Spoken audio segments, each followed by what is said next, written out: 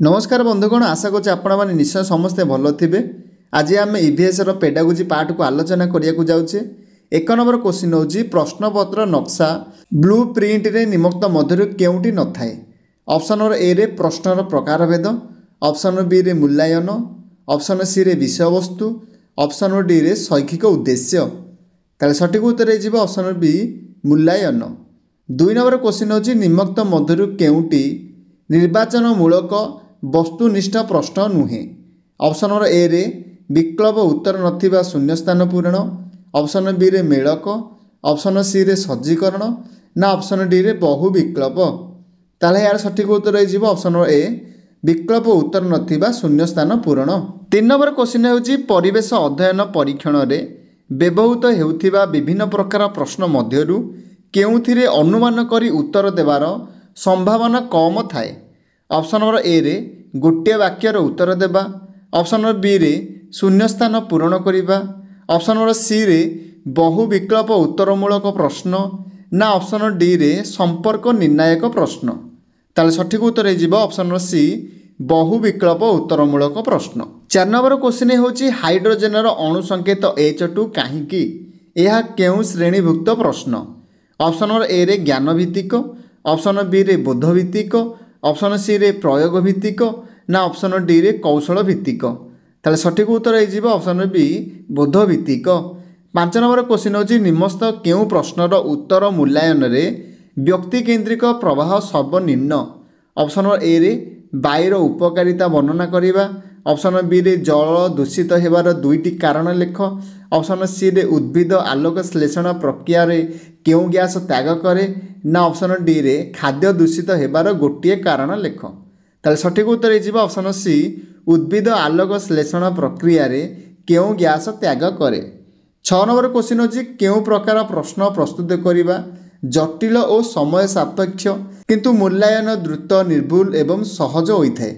Option number ए रे अति क्षुद्र उत्तरमूलक, ऑप्शन बी रे दीर्घ उत्तरमूलक, ऑप्शन सी रे बहु विकल्पमूलक ना ऑप्शन डी रे क्षुद्र उत्तरमूलक। ताले सठिक उत्तर हे ऑप्शन सी बहु विकल्पमूलक। 7 नंबर क्वेश्चन होची rickets vitamin D scurvy dash यह केउ प्रकार प्रश्न नुहे। ऑप्शन नंबर ए रे संपर्क स्थापनमूलक, ऑप्शन बी रे चयनमूलक, ऑप्शन सी रे वस्तुनिष्ठ ना ऑप्शन डी रे निर्दिष्ट उत्तरमूलक। ताले सठिक उत्तर हे ऑप्शन बी चयनमूलक। 8 नंबर क्वेश्चन होची प्राथमिक विद्यालय गुड़िकरे विद्यार्थी मानक मध्य परिष्कार परिच्छन्नता भिन्न भिन्न मात्रा रे परिलक्षित होइथाय। एहार मापन निमंते निम्नलिखित केउटी सर्वोत्तम साधनी अटे। ऑप्शन नंबर ए रे रेटिंग स्केल, ऑप्शन बी रे प्रश्न गुच्छ, ऑप्शन सी रे चेकलिस्ट ना ऑप्शन डी रे घटना वृत्तांत। ताले सठिक उत्तर हे option number A rating scale. 9 number question होची केउटी दीर्घ उत्तरमूलक प्रश्न सहित संपर्कित नुहे। ऑप्शन नंबर ए रे परीक्षार्थी निजर स्वाधीन चिंताधारा व्यक्त करिथाय, ऑप्शन नंबर बी रे मूल्यांकन रे व्यक्ति निष्ठता रही न थाए, ऑप्शन सी रे प्रश्नपत्र प्रस्तुति करिबा अपेक्षाकृत सहज और सरल ना ऑप्शन डी रे उत्तर लिखिबा और मूल्यांकन पई बहु समय आवश्यकता होइथाय। ताले सठिक उत्तर हे ऑप्शन नंबर बी मूल्यांकन रे व्यक्ति निष्ठता रही न थाए। 10 नंबर क्वेश्चन होची इतिहासर कोनोसी प्रसंग पाठदान शेष रे शिक्षार्थी मानकु केउ प्रकारर प्रश्न पचरा जाए। ऑप्शन नंबर ए रे आलोचना और वर्णनात्मक, ऑप्शन नंबर बी रे चिंता और प्रत्याशामूलक, ऑप्शन नंबर सी रे वर्णनामूलक ना ऑप्शन डी रे लब्ध ज्ञान परिमापमूलक। ताले सठिक उत्तर हे ऑप्शन डी लब्ध ज्ञान परिमापमूलक। 11 नंबर क्वेश्चन होची अवस्थिति मूल्यांकन द्वारा केउटी स्थिर करा जाए। ऑप्शन नंबर ए रे शिक्षार्थीकर प्रवेशगत व्यवहार, ऑप्शन नंबर बी रे शिक्षार्थीकर अल्प शिक्षार असुविधा, ऑप्शन सी रे शिक्षार्थीकर सर्वांगीन कार्य दक्षता, ऑप्शन डी रे शिक्षार्थी मानकर अत्याधिक शिक्षार अभाव। ताले सठिक उत्तर हे ऑप्शन नंबर ए शिक्षार्थीकर प्रवेशगत व्यवहार। 12 नंबर क्वेश्चन होची केउ पद्धति परिवेश विज्ञान प्रदर्शन शिक्षादानर अंतर्भुक्त नुहे। ऑप्शन नंबर ए रे कलापटारे चित्र अंकन, ऑप्शन बी रे चार्ट व्यवहार, ऑप्शन सी रे टेलीविजन कार्यक्रम ना ऑप्शन डी रे टेप रेकर्डिंग व्यवहार। ताले सठिक उत्तर हे ऑप्शन डी टेप रेकर्डर व्यवहार। 13 नंबर क्वेश्चन होची केउ मानक सूचक परीक्षण प्रक्रिया ଶିକ୍ଷଣର ପରିମାଣ ସ୍ଥିରତାକୁ ସୂଚାଇଥାଏ। ଅପସନ୍ ନମ୍ବର ଏ ରେ ବୈଧତା, ଅପସନ୍ ବି ରେ ବିଶ୍ୱସ୍ତତା, ଅପସନ୍ ସି ରେ ବ୍ୟବହାରିକତା, ଅପସନ୍ ଡି ରେ ବସ୍ତୁନିଷ୍ଠତା। ତାହେଲେ ସଠିକ୍ ଉତ୍ତର ହେଇଯିବ ଅପସନ୍ ବି ବିଶ୍ୱସ୍ତତା ବା ରିଲାଏବିଲିଟି ଯେଉଁଟାକୁ ଆମେ କହୁଛେ। ପରବର୍ତ୍ତୀ ନମ୍ବର କ୍ୱେଶ୍ଚିନ୍ ହେଉଛି ନିମ୍ନ କେଉଁ ପୁସ୍ତକଟି ଶିକ୍ଷକମାନଙ୍କର ବୃତ୍ତିଗତ ଦକ୍ଷତାର ବୃଦ୍ଧି ଘଟାଏ? ଅପସନ୍ ନମ୍ବର ଏ ରେ ପାଠ୍ୟପୁସ୍ତକ, ଅପସନ୍ ବି ରେ ଶିକ୍ଷକ ସହାୟକ ପୁସ୍ତକ, ଅପସନ୍ ସି ରେ ଅଭ୍ୟାସ ପୁସ୍ତକ ନା ଅପସନ୍ ଡି ରେ ଟେଷ୍ଟ ପେପର। ତାହେଲେ ସଠିକ୍ ଉତ୍ତର ହେଇଯିବ ଅପସନ୍ ବି ଶିକ୍ଷକ ସହାୟକ ପୁସ୍ତିକା। ପରବର୍ତ୍ତୀ ନମ୍ବର କ୍ୱେଶ୍ଚିନ୍ ହେଉଛି ନିମ୍ନ କେଉଁ ପୁସ୍ତକରେ ପାଠ୍ୟପୁସ୍ତକକୁ ଆଧାର କରି ବିଭିନ୍ନ ପ୍ରକାରର ପ୍ରଶ୍ନ ପ୍ରସ୍ତୁତ କରାଯାଇ ସେଗୁଡ଼ିକର ସମାଧାନ ପାଇଁ ଶିକ୍ଷାର୍ଥୀମାନଙ୍କୁ କୁହାଯାଇଥାଏ? ଅପସନ୍ ନମ୍ବର ଏ ରେ ପାଠ୍ୟପୁସ୍ତକ, ଅପସନ୍ ବି ରେ ଶିକ୍ଷକ ସହାୟକ ପୁସ୍ତକ, ଅପସନ୍ ସି ରେ ଅଭ୍ୟାସ ପୁସ୍ତିକା ନା ଅପସନ୍ ଡି ରେ ଶିକ୍ଷକ ସାଥୀ। ତାହେଲେ ସଠିକ୍ ଉତ୍ତର ହେଇଯିବ ଅପସନ୍ ସି ଅଭ୍ୟାସ ପୁସ୍ତିକା। ପରବର୍ତ୍ତୀ ନମ୍ବର କ୍ୱେଶ୍ଚିନ୍ ହେଉଛି ସମ୍ବଳ କକ୍ଷକୁ ଆଧାର କରି ନିମ୍ନ କେଉଁ ତଥ୍ୟଟି ଭୁଲ?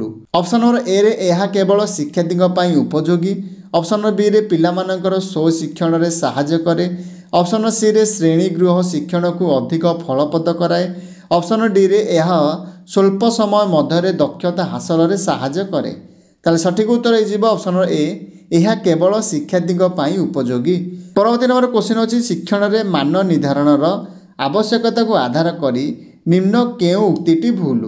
ଅପସନ୍ ନମ୍ବର ଏ ରେ ଶିକ୍ଷାର୍ଥୀର ସାମର୍ଥ୍ୟ ଦୁର୍ବଳତା ଜଣାପଡ଼େ, ଅପସନ୍ ନମ୍ବର ବି ରେ ପାଠ୍ୟକ୍ରମର ଲକ୍ଷ୍ୟ କେତେ ଦୂର ହାସଲ ହୋଇଛି ତାହା ଜାଣିବା କଷ୍ଟକର ହୁଏ, ଅପସନ୍ ସି ରେ ବ୍ୟକ୍ତିଗତ ଓ ସ୍ୱତନ୍ତ୍ର ଆବଶ୍ୟକତାର ଚିହ୍ନଟ କରାଯାଇପାରେ ନା ଅପସନ୍ ଡି ରେ ଶିକ୍ଷାର୍ଥୀର ଶିକ୍ଷଣ ଓ ବିକାଶକୁ ସହାୟକ ଦିଏ।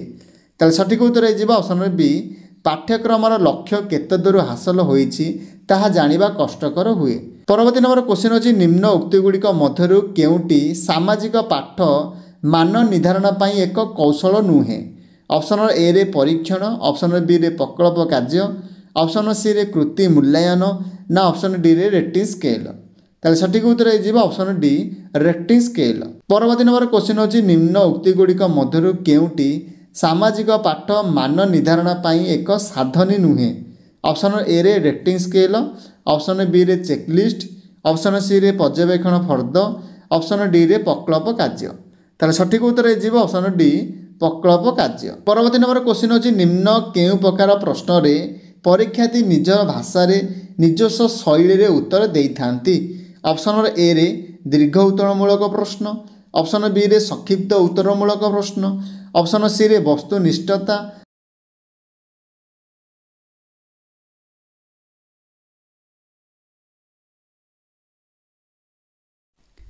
ପରବର୍ତ୍ତୀ ନମ୍ବର କ୍ୱେଶ୍ଚିନ୍ ହେଉଛି ପୃଥିବୀର କେତୋଟି ଉପଗ୍ରହ ଅଛି? ଏହି ପ୍ରଶ୍ନଟି ନିମ୍ନ କେଉଁ ପ୍ରକାର ପ୍ରଶ୍ନର ଅନ୍ତର୍ଭୁକ୍ତ ଅଟେ? ଏହି ପ୍ରଶ୍ନଟି ନିମ୍ନ କେଉଁ ପ୍ରକାରର ପ୍ରଶ୍ନର ଅନ୍ତର୍ଭୁକ୍ତ? ଅପସନ୍ ଏ ରେ ଦୀର୍ଘ ଉତ୍ତରମୂଳକ, ଅପସନ୍ ବି ରେ ସଂକ୍ଷିପ୍ତ ଉତ୍ତରମୂଳକ, ଅପସନ୍ ସି ରେ ଅତି ସଂକ୍ଷିପ୍ତ ଉତ୍ତରମୂଳକ, ଅପସନ୍ ଡି ରେ ବସ୍ତୁନିଷ୍ଠ। ତାହେଲେ ସଠିକ୍ ଉତ୍ତର ହେଇଯିବ ଅପସନ୍ ଡି ବସ୍ତୁନିଷ୍ଠ। ପରବର୍ତ୍ତୀ ନମ୍ବର କ୍ୱେଶ୍ଚିନ୍ ହେଉଛି ଉଦାହରଣ ସହ ସଜୀବ ଓ ନିର୍ଜୀବ ମଧ୍ୟରେ ଥିବା ପାର୍ଥକ୍ୟକୁ ଦର୍ଶାଅ। ଏହି ପ୍ରଶ୍ନ ନିମ୍ନ ପ୍ରକାର ମଧ୍ୟରୁ କେଉଁ ପ୍ରକାରର ପ୍ରଶ୍ନ? ଅପସନ୍ ନମ୍ବର ଏ ରେ ଦୀର୍ଘ ଉତ୍ତରମୂଳକ, ଅପସନ୍ ବି ରେ ସଂକ୍ଷିପ୍ତ ଉତ୍ତରମୂଳକ, ଅପସନ୍ ସି ରେ ଅତି ସଂକ୍ଷିପ୍ତ ଉତ୍ତରମୂଳକ ନା ଅପସନ୍ ଡି ରେ ବସ୍ତୁନିଷ୍ଠ। ଅପସନ୍ ନମ୍ବର ଡି ରେ ଅତି ସଂକ୍ଷିପ୍ତ ଉତ୍ତରମୂଳକ ପ୍ରଶ୍ନ। ତାହେଲେ ସଠିକ୍ ଉତ୍ତର ହେଇଯିବ ଅପସନ୍ ନମ୍ବର ଏ ଦୀର୍ଘ ଉତ୍ତରମୂଳକ ପ୍ରଶ୍ନ। ତାହେଲେ ଏହାର ସଠିକ୍ ଉତ୍ତର ହେଇଯିବ ଅପସନ୍ ନମ୍ବର ଏ ଦୀର୍ଘ ଉତ୍ତରମୂଳକ ପ୍ରଶ୍ନ। ପରବର୍ତ୍ତୀ ନମ୍ବର କ୍ୱେଶ୍ଚିନ୍ ହେଉଛି ପୃଥିବୀର ବାର୍ଷିକ ଗତିର ପରିମାଣ କେତେ ଦିନ? ଏହା କି ପ୍ରକାରର ପ୍ରଶ୍ନର ଅନ୍ତର୍ଭୁକ୍ତ ଅଟେ? ଅପସନ୍ ନମ୍ବର ଏ ରେ ଜ୍ଞାନ, ଅପସନ୍ ବି ରେ ବୋଧ, ଅପସନ୍ ସି ରେ ପ୍ରୟୋଗ ନା ଅପସନ୍ ଡି ରେ କୌଶଳ। ତାହେଲେ ସଠିକ୍ ଉତ୍ତର ହେଇଯିବ ଅପସନ୍ ନମ୍ବର ଏ ଜ୍ଞାନ।